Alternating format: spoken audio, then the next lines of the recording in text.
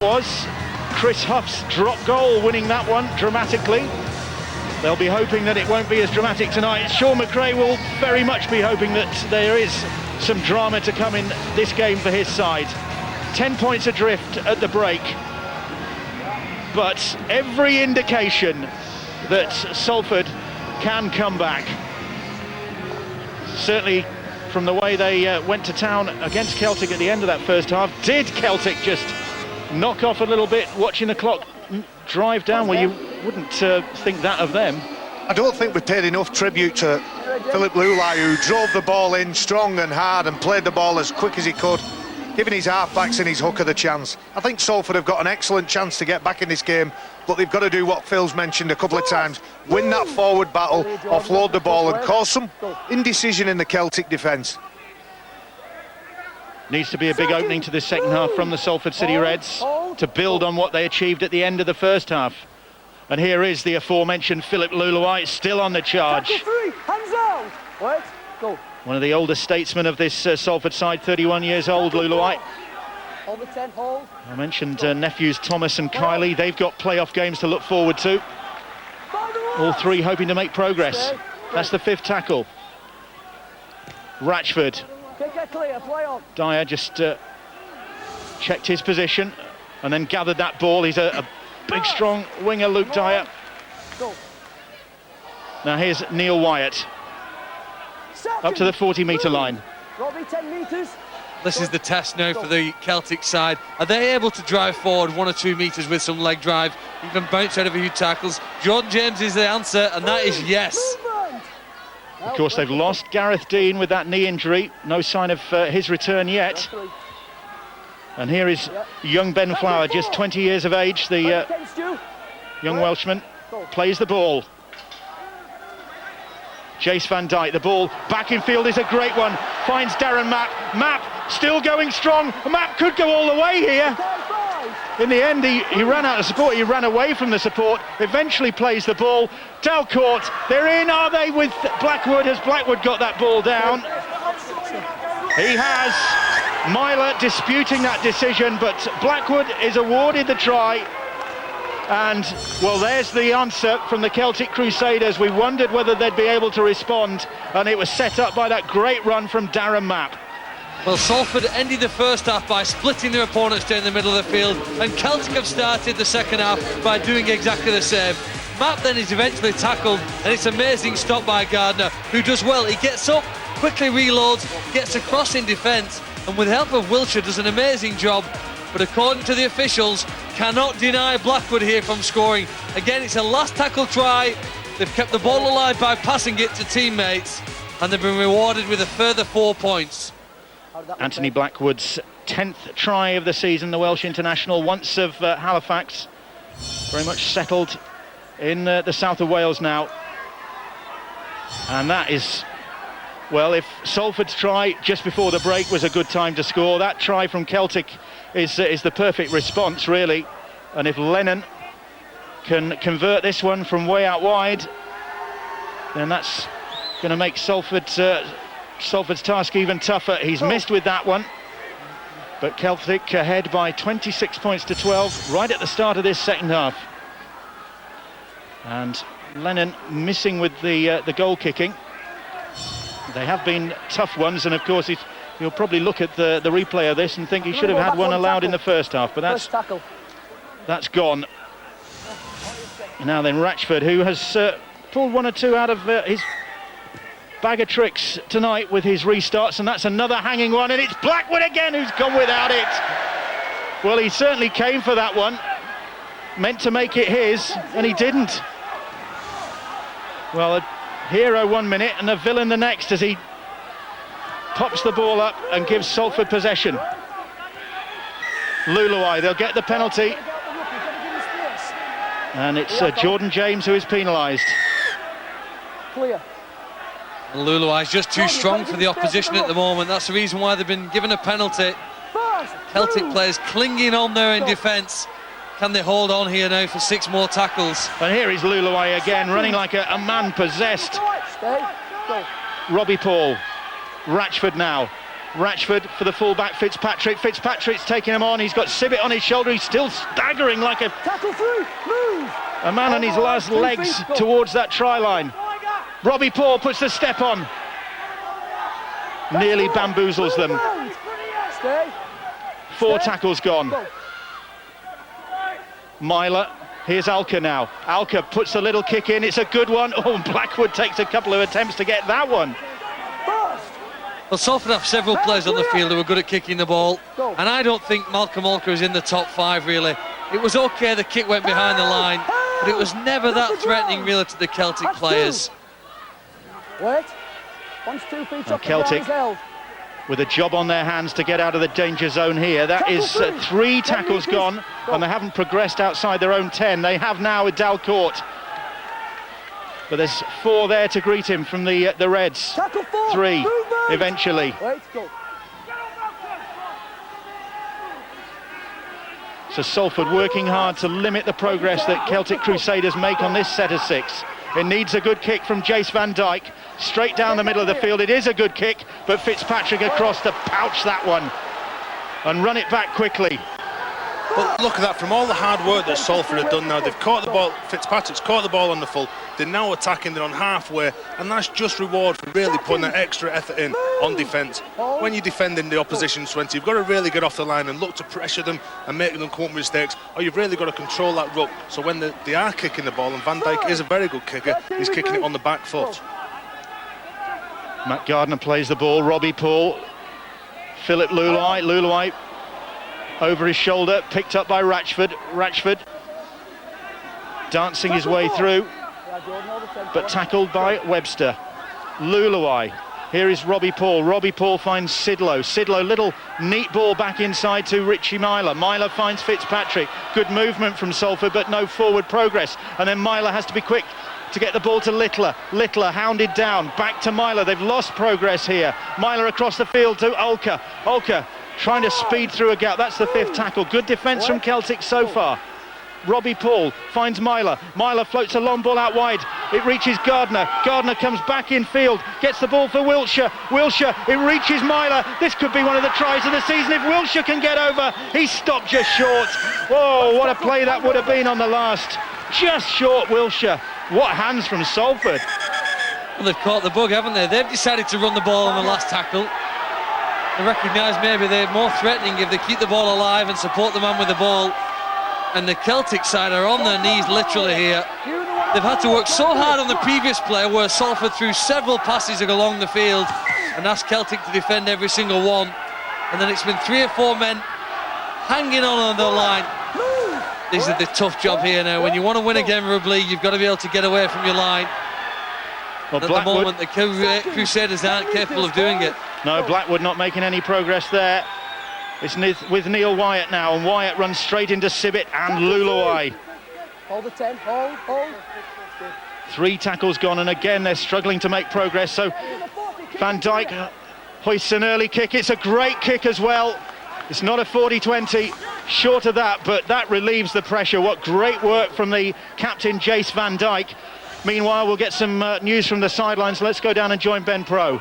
Real problems for Celtic Crusaders. It's Gareth Dean. I said that he wouldn't, he was going to try and return in the second half. It's medial ligament damage, and he faces 2 weeks out, so heartbreak because he could miss the grand final should Celtic Crusaders get there. John Dixon wants his side to return to what they were doing in the first quarter of the match. As for Sean McRae, he acknowledges that the Salford City Reds didn't show up at the start of the first half, and talking to Scott Naylor on the sidelines, he said they deserve what they got, and presumably Sean McRae won't be very too happy with the start to this second half either. So a pretty realistic assessment then from the Salford coaching staff. Tackle 3, They could point to 1 or 2 decisions not going their way. Lulai. tackle 4. You need to forget the past and focus on the present. They've got over half an hour to come up with 3 scores. There was a hand in there. Was that back to 1? No, it wasn't, says Gareth Hewer. The Salford fans spotted that. The problem with that kick is most of the Salford players were actually in front of the kicker and therefore are offside. Well, the play continues. It's with Paul White. White will go on the outside and White will lose the ball. And that's a let-off for Celtic, because Paul White had done all the hard work. And to be fair, he had to go. He had to take off. He just took off without the ball. See, this is my problem with video referees and referees that let the play go. Paul White drops the ball over the line. There's no danger with that. But if Paul White gets stopped short of the line, he's going to play on the referee. I think if you see something, and Phil was absolutely spot on. There were half a dozen players. Great shot, Philip Lulai. Half a dozen Salford players in front of that kick. And had Paul White's been stopped short of the line, it'd have been play on, and that would have been wrong. Damien Quinn has lost that ball. And knock on, says the referee. You can see where the Celtic side feel as though they can unlock Salford, though, even though they're not quite as strong as them in the middle. Some nice little decoy plays changing direction. Here's the kick. Now, I think you can quite clearly see that Fitzpatrick, maybe, one or two of the others, certainly Lulawai and Littler out in the left centre position, are offside in front of him. So maybe justice was done there for Celtic Crusaders. Sidlow. Sidlow's lost that ball. Well, he tried to offload that ball and it went straight into the hands of Celtic Crusaders loose forward Terry Martin. So errors either side just in the last couple of minutes, and Celtic Crusaders have the ball back. And Budworth is on the field to try and ignite things for the Celtic Crusaders.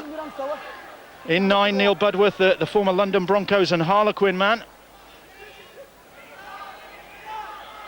That's great defence from Ratchford.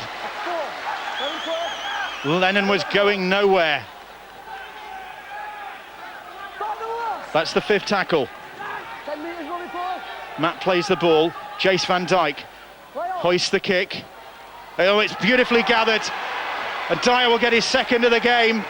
Well, that was superbly taken by Luke Dyer. And Van Dijk again, the architect. And Luke Dyer just soared up above the defending Salford players, timed his run to perfection. Van Dijk's accuracy was to perfection as well. And another try for the Celtic Crusaders. Well, it's the last tackle, but this time they elect to kick the ball. Boy, they do it so well. You know, in the last minute or so, we've probably seen the game-altering moment here. White failed to score in one corner, but Dyer's clinicism here really just was fantastic. He got up high, he made sure the ball was his, and his approach really sufficient to make sure that they now have 4 more points. A significant mental advantage here now. Luke Dyer's 14th try of the season, that is. He was with Hull Kingston Rovers last year. Won here, in fact, with the Rovers side. A 30 points to 24 win that helped them avoid relegation. A crucial win that was, and a crucial try from him tonight in the colours of the Celtic Crusaders. Now then, Mark Lennon, another of the Welsh internationals out there.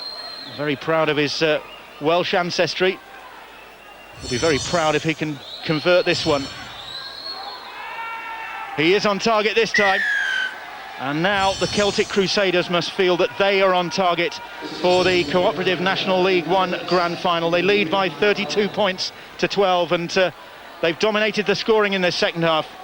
Luke Dyer does very well. He jumps and you can see that he commands the ball by the way that he just leaps onto the ball. He doesn't take his eyes off it.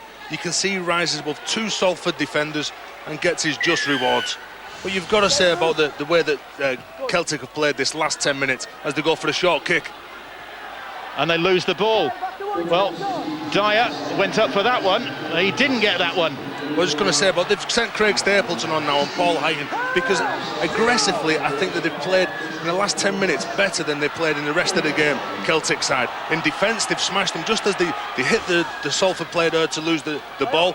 But again, when they're defending, they're just running up, they're running with us so hard, they're getting their arms free and offloading that ball. They weren't doing that in the first half. Good work from Jordan James there with that run. Salford squandering possession, Celtic picking it up and making progress. But do you know what, if the Salford players need anything here now as a lift, they think back 12 months. Wigan were 24 points down against Bradford and scored 24 points in the next 24 minutes. A drop goal at the end won them the game. They have ample time here. They need to maintain the belief in the system that have got them to the top of the league at the end of the year. They have the ability to go on and win, but can they have the confidence? Talking of Wigan, as you saw, they are involved in the playoff game against Bradford. Sky Sports tomorrow evening, 7:30 from the Stobart Stadium in Widnes, not from the JJB Stadium. Salford just need one try, and on the back of that they'll get possession again from the kickoff. We've seen how often you get back-to-back tries in rugby league, but they need to work here patiently now and then eventually seize the moment when this opportunity presents itself. Tackle 3, Jordan, clear. Gareth Hewer screaming at Jordan Turner to get clear of the ruck. Tackle 4. Bannister could have been awarded a penalty there, Salford, for Budworth. Just a little flop from him. Wilshire making progress. That's the 5th tackle. Needs to be a good kick from Myler. Myler will hoist it across field. Now then, there's a bit of looking at you and me and Dyer. Well, he let that one bounce. That could have backfired on Luke Dyer. In the end, he gets it to Duggan, and Duggan will fancy his chances. But he's stopped in his tracks by Stapleton. He's probably watched Anthony Blackwood all night struggle with the high bombs and just thought, I might just let this bounce. Always a dangerous thing to do, as Salford up their intensity in defence. But maybe a guy we haven't mentioned a lot, Jace Van Dijk, I think looks in excellent shape. Looks to have shed at least a stone since that injury, and his kicking game's been really important for this Celtic side. Jace Van Dijk missed a big chunk of the mid of season with that fractured cheekbone. Went back to Australia to recuperate. And they were very glad to see him back. They went through a bit of a lull, did the Celtic Crusaders in July. But they've won their last 4 games and they're in control here. And great game control there for Van Dijk. There was a temptation with the Salford players backing off there for him to chip over, try a miracle exciting play, but he went for the conservative option. He wants to just grind away and he trapped Salford at this end of the field and maybe force a mistake. Paul Heighton struggling with the Crusaders defenders. Heighton in his testimonial season, been working hard on that as well as working hard for the Salford City Reds this season. Robbie Paul for Ratchford. Ratchford, that looked marginally forward to Paul White, and White wrestling with it with Mark Lennon. That's the 5th tackle. Ratchford this time hoists the kick. It's a deep one though. Duggan, time underneath it and time to gather it. And Duggan, every time he gets the ball you think, whoa, he could do something special here. Well, that was something special from Wiltshire. Well, it's very often a big tackle in rugby league that lifts the team.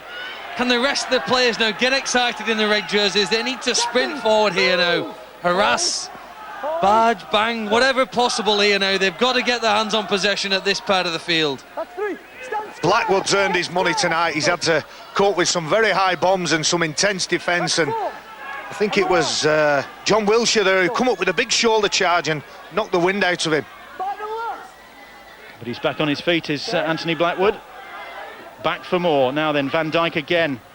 Once more he had time to put the kick in. It's a wicked spiralling one, and White and Fitzpatrick decide who's going to have it. It's the full-back in the end who goes for it and then runs it back at pace until he runs into Luke Dyer. Dyer, Ratchford just bursting through, just ghosted through. He's got White in support. White, oh, the pass is appalling.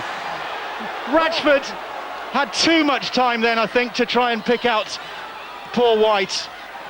And another chance goes begging for the Salford City Reds. They needed to take advantage of that. Ratchford tries to wait this pass as much as he could, but Paul White, he is a speedster, but he just couldn't come up with that play then to get there. But look at Salford, this is where they hurried him into defence. John Wiltshire come up with that hit, and he's probably laying down the challenge to the rest of his teammates, and especially the forwards. I've laid the way there, now you come and do the same. Stephen Ratchford at the heart of so many good things this season for the Salford City Reds, but that pass has ended up with Celtic Crusaders in possession and threatening again. And Van Dijk, he really is pulling the tricks out of his box tonight. That was a little grubber kick which put Fitzpatrick under a bit of pressure, dealt with it well. Well, the last 3 times that Salford have received the ball, it's been on their 10-metre line. And that is fantastic play from Celtic side. It means if Salford are going to score, it's a 90-metre play in 6 tackles, which is pretty hard to do, very rare in playoff football. Heighton takes the tackle inside his own 40 metres. That's the 4th tackle as he played that ball. And Jordan Turner Had a quiet night tonight, the loose forward. Alka thumps the kick downfield, and that, I think, is going to be too strong. And Blackwoods must have just thought for a moment, oh no, not another kick. That one, though, did eventually reach the dead ball line. Lennon now. And Stapleton, the bearded prop forward, thumps him to the ground. There's Ian Webster, try scorer tonight, hoping to sign off for the Crusaders with a grand final appearance and a grand final win. You know, with a 20-point advantage in 20 minutes to go, you'd suspect that Celtic side will go on to win this game. But it's amazing how often that scoreboard can actually distract the winning side. The concentration can be broken. They subconsciously lapse into maybe even negative play. They've just taken the ball forward. And it's a real test here now for Van Dijk. He's gone to the line, but they've lost possession. And for the first time here now, Salford, they're getting the ball on the first play nearer to the halfway line. Van Dijk trying to atone for his error with the tackle on Heighton, but Heighton has skipped through the first couple of tackles like a 19-year-old standoff, and he's put his side in a good position here. Here's the second rower, Luke Adamson. Adamson on the charge for Wilshere. Wilshere surely will score. Duggan with the tackle, and what a tackle it is from the fullback, but they could still be in here. Quick play the ball. Myler for the line, and Myler is denied. Or is he? Video ref to look at this one as well. The crowd behind those posts were pretty certain that Myler had stretched out and got that ball down. If Celtic have denied him this, it will be miraculous. He's short there. Oh, it's about the grip as well. I mention it every week. Watch. Where's his thumb on that ball, Bill? No, I think it may be a try, Bill, as he hit the white line. It's amazing effort from both Myler and Flower here. Do you know, we've seen some good rugby league here tonight. I thought the tackle to deny Wilshere was amazing. And look at that, you think at that point he's failed, but he throws out the left arm. I think he's got to have a shot at it from there. He's got to hope here that the rugby gods are smiling down on him. Him and his team need a decision that says yes. They need 4 points right now.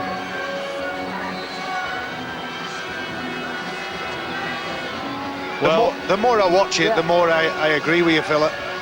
If I had to put my money on this, I'd give this, because I think there's sufficient downward pressure. He does lose control a bit. And Gareth Ewer consults video ref Ben Thaler, and Richie Myler gets his second try of the night and gives the Salford City Reds a glimmer of hope. It was John Wilshere's run, really, that set that up. And you've got to go back to the work that Paul Heighton did in the middle of the field earlier on. Well, they started possession close to the halfway line, and that enabled them, I think, to get up towards the try line. Wilshere was pulled just short of it, but Myler's an instinctive try scorer. He almost sniffers a chance to score. OK, they may have had a benefit of the doubt go in their favour with that one, but they've needed some luck here tonight, and they could do with 2 more points. And they've got them, courtesy of the boot of Bannister. 18 points to 32, the scoreline. Celtic aren't home and dry yet. And Salford again think, well, we could get out of this. Big Paul Heighton here, he breaks through the tackles, he's looking for the people to support, but you've got to give credit to Richie Myler here. He goes for the try. Ben Flowers is a big forward there, but he still keeps on pushing them legs. He knows where the white line is, and he comes up with the try.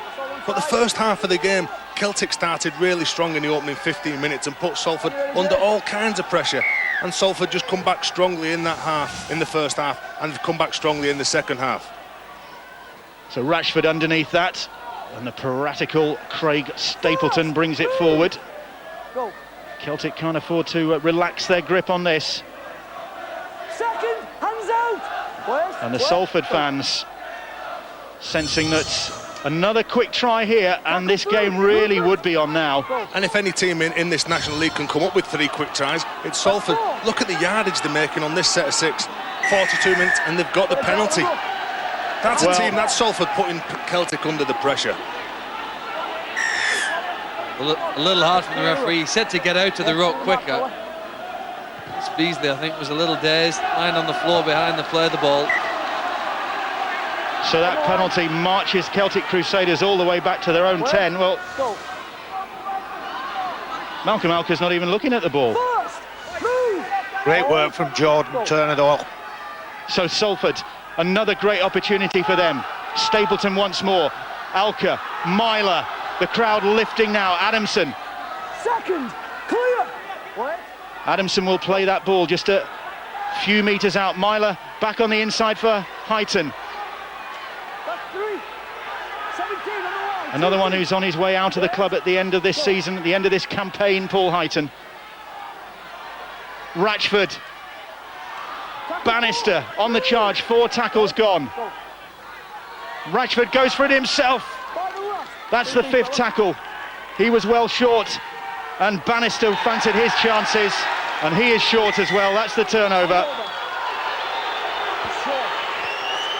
Well, he wanted to appeal, didn't he, to the video ref himself. Look, he knows it's the last chance. He spins, throws the arm out. I would have had a second look at it. Certainly think he deserved another look. He wasn't held, was it? The ball hadn't been grounded. They don't have the decision. It's almost too late to worry about it, but boy, they've had some opportunities to score some points. They have, if you include those 2 disallowed ones in the first half as well, and then 1 or 2 other bombed opportunities. But that shows, doesn't it? They're getting into the field position and they're coming up with them players. They just need to start taking them. Nerves will be jangling back home in Bridgend, the watching Celtic Crusaders supporters, knowing that this is a Salford side that is capable of closing this gap. This is the side that finished top of the table. Dalcourt. Heighton has him in his grip. Needs a good kick from Jace van Dijk, under pressure from Adamson. And the kick is fielded by Paul White, and White runs it back and runs it through, and Paul White's still going. Right in front of that main terrace here at the Willows, and the crowd again roaring their side on, and Stapleton answers their call. 2 tackles gone. It's all Salford at the moment. Myler, Jordan Turner and Adamson combining. Adamson is tackled on that Celtic 20-metre line. Wiltshire in charge of things and taking them on himself.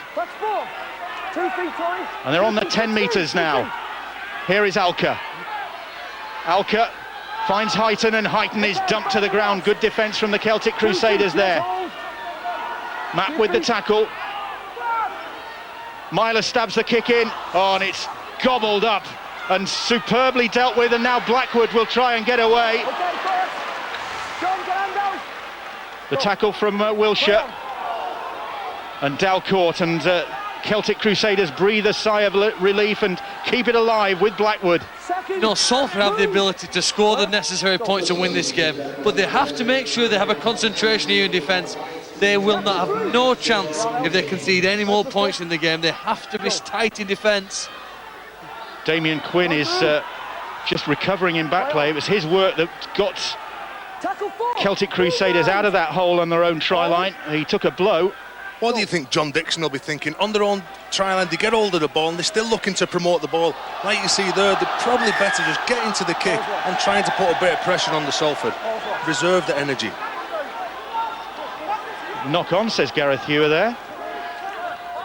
I think it was the touch judge on the far side of the field thought that Darren Mapp just knocked it on as he bent down to pick it up. Here we go. Ready? John Dixon signalling something down to the sidelines to his team down there, Anthony Seibold and Kevin Ellis.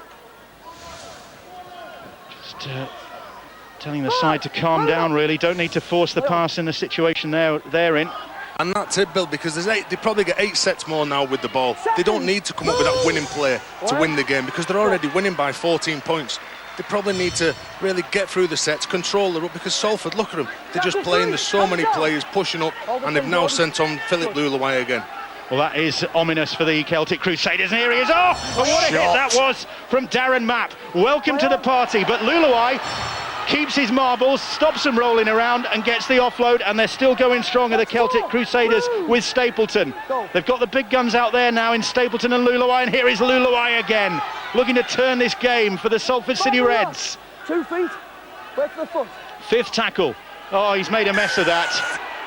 And he gets the penalty. You've got to clear the ruck, you're just lying there. You've got to make an effort to move. And Philip Lulawai knew exactly what he was doing. He stepped over Jordan James and played the ball right into his stomach, knowing he'd get the penalty. All offside. Oh, and then they get another one, and they are getting caned by Mr. Hewer here. Well, that's previous penalty. They've still mumbling about. That ball has eventually reached White, and White coming back in field. Okay, zero tackle. Zero tackle. Here is Luluai once more, hungry for the ball. Just in one hand, gets it away to Alka, and Alka spinning for the line. Can he get there? Pops it out the back to Luluai. They must score here. Luluai fancied it himself. Gets over the try line. Oh, he's short, Bill. Oh, the referee has stopped the clock again, and we'll ask Ben Thaler to have another look. Well, this is a massive advantage here now for the Crusaders. They've been on the line for well over a minute. They've had to do so many tackles. They will get a breather here now while the ref reviews this situation. I think Luluai knows he hadn't even got to the line. He wasn't over it. This is just to play the ball on the line. Where you were tackled? Crusaders are sucking in as much oxygen as possible. Yeah, okay. So play will continue right on that Celtic Crusaders try line. Time running out for the Salford City Reds, but points here and they would still be alive in this game. Second move. Fitzpatrick is tackled. 2 tackles gone. Ratchford finds Stapleton. Stapleton tries to bounce off the first tackler. Go. Myler works the run around with Jordan Turner, then finds Adamson. Adamson has lost possession and Celtic Crusaders have it back. And they've earned that. Wow, I tell you what, there's some mental toughness and some physical fitness being combined here to deny Salford scoring. Time off. I think the fitness trainer will be pretty pleased with his work. Almost 70 minutes into this game. Having to defend your line at that point in time becomes both a physical and a mental challenge, and one that the Crusaders were clearly up to. They'd be pretty happy too with their organisation in defence. Come on, in the scrum. The body language of the Crusaders. Do they have enough energy here now to get up and away from the line? Because this will be tough meters to make. These are the hard yards in rugby league. You stay. The forwards will be looking for their outside backs to get in, Phil, because they've worked so hard trying to control this Salford Pap, who's really lifted. Look at that, Jordan Turner just coming up with that shot. There have been some big hits out there. And that's good work from Ian Webster, just to make a few yards from for his side. They have 11 minutes to see out this qualifying semi-final here. You'll notice in rugby league, Bill, when people come up for the big shots and they fly out the line, it's because they're really tight in defence, and it's probably when the opposition's bringing the ball away from their own half. That's when they feel comfortable, and that's where they'll get out and try and put shoulder to shoulder. Dalcourt, the pass for Darren Mapp. That's the 5th tackle. Mapp will play the ball, and sure enough, Van Dijk will put the kick in. Bobbles downfield, Fitzpatrick well positioned to receive it. Good chase from him. Dalcourt went looking for a big hit, missed completely. And Gardner running it back, finds Wilshire. Wilshire taken to the ground by Ben Flower. Gardner, Turner now. Here's Sidlow. Sidlow has lost that ball. That was an ambitious offload. He tried to pass it around his back here. Or did he lose it? Either way, Celtic get the ball. But we've mentioned some of the big hits, some of the big shots. Sean McRae, I think that expression sums up how he feels his side have performed today. But we've talked about the big hits and the intensity in defence. That's what playoffs are about. There isn't no tomorrow. I know these two teams get another bite of the cherry, but as we see more and more on the Super League and the National League, the players up their levels because they realise... Duggan is through, and Duggan will seal this game for the Celtic Crusaders, his 2nd of the night, and he pounced on a tiring Salford City Reds defence there. And now they can celebrate. They are going to the grand final in only their 3rd season in existence. Promoted last season from League 2. 2nd place finishers this season, and disconsolate. Well, they're not disconsolate, these Celtic Crusader supporters, because they've capitalised on this. But coping with pressure means many things in rugby league. Holding onto the ball, getting up and playing it properly is one of them. And I tell you what, they've converted their chances so much more than their opponents, and that's the reason why they have almost twice as many points on the scoreboard. Both teams have had opportunities to score in this game, It's been the Crusaders who've managed to ground the ball over the try line when it's been most important. Tony Duggan's an exciting fullback, and I can't wait to see him hopefully in Super League next year. Well, he was the top try scorer in the country in 2006 and in 2007. Now has 21 tries this season. Hasn't quite matched the 40 he got last year in National League 2 when he was Player of the Year in that competition as well. But he's proved there were some question marks whether he could be effective at this level of competition, and he's proved that. And Celtic Crusaders have proved that they can be competitive in the big games as well. And Mark Lennon to drive another nail in the Salford City Reds' coffin. As far as this qualifying semi-final goes, of course, they will get another bite. Halifax or Whitehaven, but now that deficit is just too much for Salford. They trail by 38 points to 18. And Tony Duggan doing what he does best, and a lot for Sean McRae to contemplate. And those Salford fans, well, just a few minutes ago when they were hammering away at that Celtic try line, they must have thought another try here and we really could be on for a grandstand finish, but that surely has put the game beyond them. They've gone for a short kick-off and they've got the ball back. And Dyer is looking to chase that one, but it'll be a head and feed to Salford. They'll feed the scrum. Well, there won't be enough points for Salford to win this game, but maybe they can start to make the necessary amendments that will hopefully get them to the grand final next week. Do you know what? You look at the scoreboard and you think Salford have scored 18 points and they've bombed so many chances, I would say 5 or 6, but they've conceded 38 points, and that might be a bigger concern. They know they can create the opportunities to score them, but I'll tell you what, defensively they've not been strong enough here tonight, and it's not the sort of defence that will get you to a grand final. Unbeaten at home in the National League competition until tonight, Salford City Reds, and Philip Luluai, who's had an outstanding game, comes up with the error there. Unbeaten at home, and they've never conceded, well, they have conceded this number of points before, but that was to Wakefield in the Challenge Cup. So that shows that how tough Salford are to beat on their own patch. That'll upset Sean McRae. No, defensively, he really wants a big showing off this side, and realistically, he wants to put down the mantle and say to everyone, look, we're going up into Super League, we want to show you what we can do. They've took a lot of these guys who were signing on professional forms to play in Super League, and they'll be very disappointed with their efforts tonight. And Terry Martin very disappointed with that effort.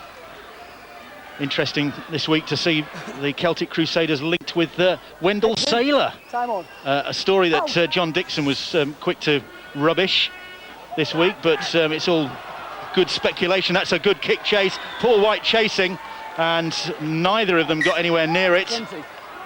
And Gareth Hewer was right on the spot there, witnessed the whole thing. You never give up till it's over, and Salford have tried from the scrum here. Inventive play to kick through for Paul White, who's blistering pace out wide. And you can see again, that sums up the game. Salford have been stronger than their opponents in the middle of the field. It's just a missed opportunity from them. You have to admire what Celtic have done. They lost Gareth Dean early in the game, and it's very hard to win a game of rugby league when your opponents are stronger than you in the middle of the field.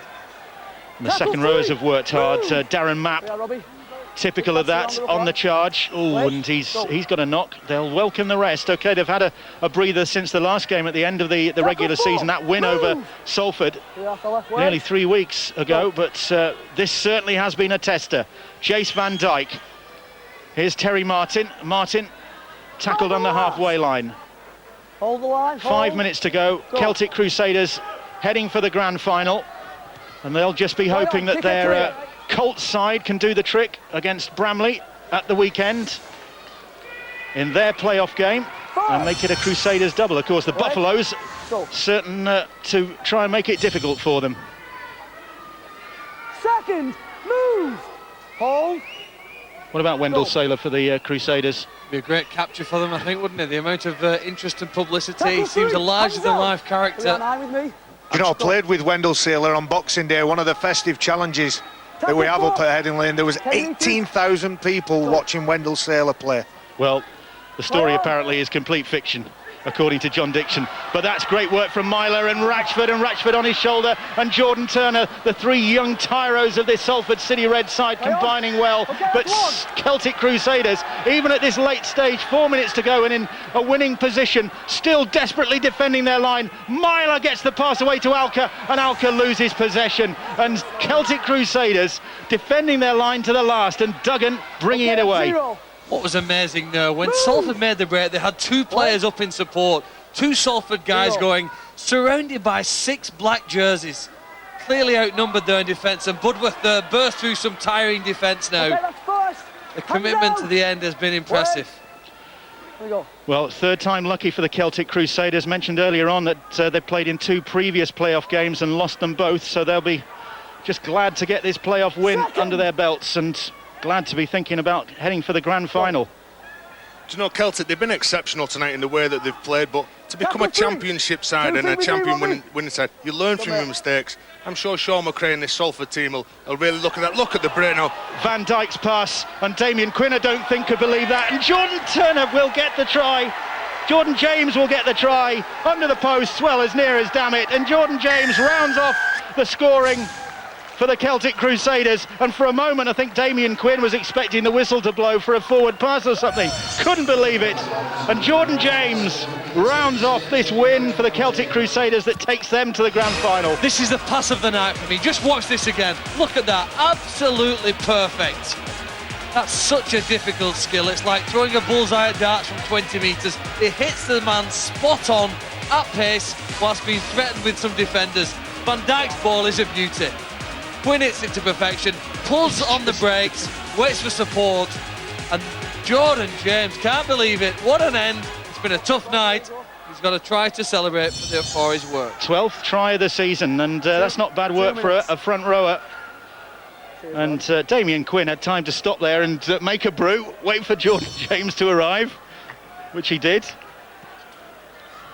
The disappointing thing when you talk about Salford's defence, although the line was broken with a superb pass, not enough red jerseys were desperate enough to get back and cover that play.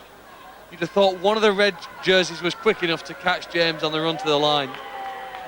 And Lennon pops that one over, and 44 points to 18, the scoreline now. The Celtic Crusaders coasting. It certainly doesn't reflect the scoreline. That's the extent of the battle it has been between these two sides, and how at one point the game really was in the balance. But Celtic Crusaders weathered that storm. John Dixon, a smile on his face. A job well done here tonight for his side. On 10, play on. Another short restart, and Luke Dyer, time to gather that one into the last couple of minutes here. Get to your feet, Go. And Celtic Crusaders now will fancy their chances in that grand final. If Salford are looking for an omen, well, it's that all 6 National League One grand finals have eventually featured the top 2 in the competition.